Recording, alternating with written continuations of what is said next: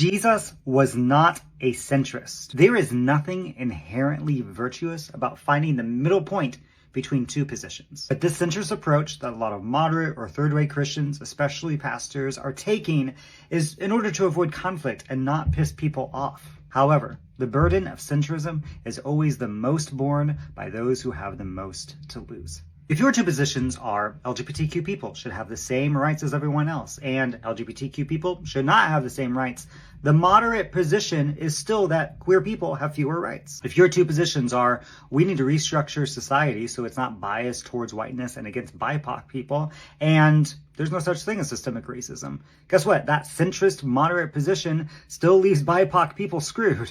When Jesus encountered authorities and systems that caused real harm to people, he did not take a moderating position. He didn't negotiate Sabbath healing with religious authorities and reschedule someone's healing to the next day.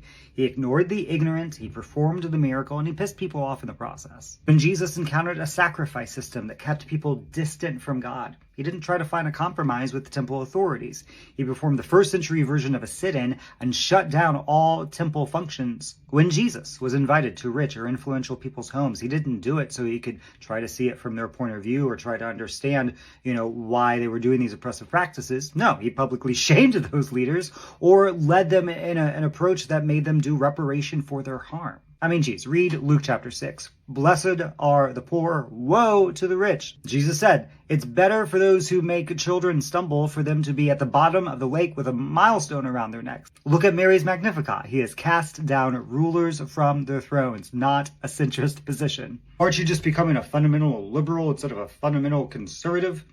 Fundamentalist is not a synonym for strongly believing or advocating for something. Fundamentalist is not a synonym for believing in right and wrong. Fundamentalism began first as a historical reactionary movement to liberal and progressive Christianity in the late 1800s. The use of the word has then shifted to become more about strict adherence to dogma, literal interpretation of scripture, and a bounded set approach to defining who's in and who's out. Christian fundamentalism today is a form of supremacy that elevates cis, straight, European, white, male ideals and denies rights to those who deviate from those ideals. Progressivism, including Christian progressivism, wants to ensure that everyone has access to the same rights. It truly believes in loving your neighbor as yourself. Standing up for that love everyone equally is not fundamentalism. It is fundamentally different. Yes, between you and me, there can be progressive or liberal people who are jackasses, but that's not the same as fundamentalism. Lots of people can be jackasses. I'll leave you with this quote by A.R. Muxon.